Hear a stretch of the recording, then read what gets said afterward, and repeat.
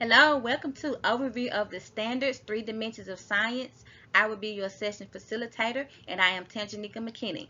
We will begin mini lesson 3, which is going to cover one dimension of the new science standards, the cross-cutting concepts, or CCCs. Remember to use your notes page or have something to write on and something to write with.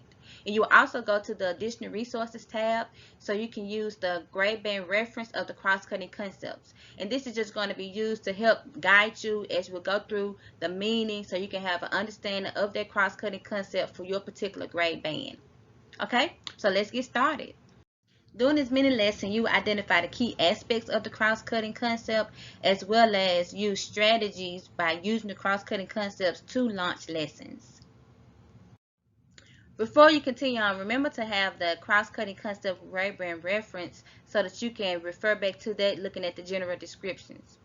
Now, these are 7 concepts that were adopted directly from the NRC's framework for K-12 science education. And as mentioned earlier, the cross-cutting concepts are designed to help students see the unity in the sciences. The teacher can use these concepts and show the connections to the students. Science seeks to explain the causes of phenomenon. Then scientists use systems to define the parameters of phenomenon being investigated.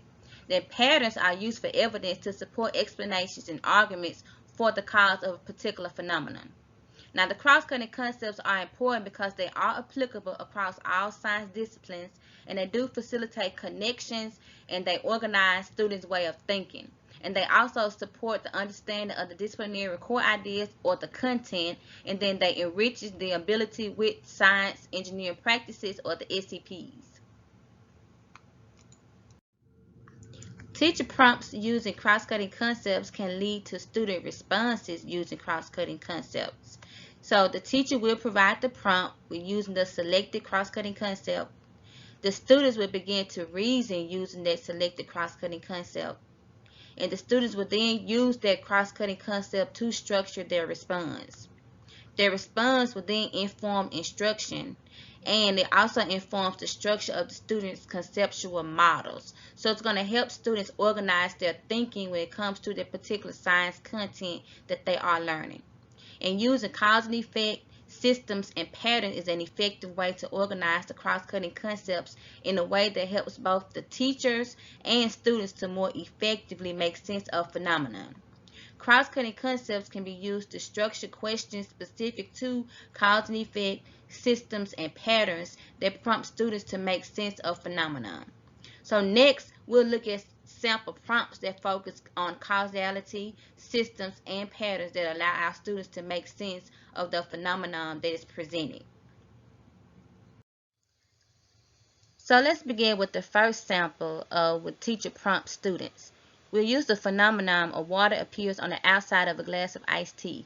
Now, as a teacher, you can decide how you want to display the phenomenon as a picture or just as printed text or even displayed on the board.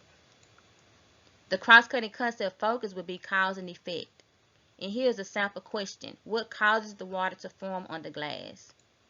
And the sample student response may be as follows. If you notice in the question and in the response, you will see the cross-cutting concept as part of those, each one of those. So if students can explain the causes using evidence, then they can better demonstrate their understanding of the world around them and provide explanations of how or why one engineered solution is better than the other. So cause and effect as well as structure and function should be used to initiate student reasoning. So using the same phenomenon, let's use the cross-cutting concepts of systems and scale, proportion, and quantity. Now, defining and using the concept of systems provides a way for students to logically analyze the boundaries of the phenomenon and describe the interactions occurring within the system, the relationship of the system being investigated to surrounding systems, and the causes of changes in the system. To investigate the cause of this phenomenon, students need a clear understanding of the system and the interactions among components in this system. So a possible teacher prompt would say, how does the proportion of water vapor in the air affect the rate the water condenses on the glass?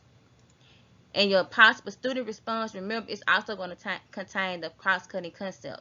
So when instruction supports students' understanding or using the cross-cutting concepts of scale, proportion, and quantity, or stability and change, students are able to make sense of the interactions within and among the systems. Using that same phenomenon, we're going to use the cross-cutting concept of patterns. A possible teacher question would be, what patterns exist between the amount of water forming on the glass and the weather? And again, notice the student response. It's going to contain the cross-cutting concept in the response as well. So students have successfully used patterns as evidence when they can accurately identify a pattern and use this pattern as evidence and explanation of the causes of the phenomenon.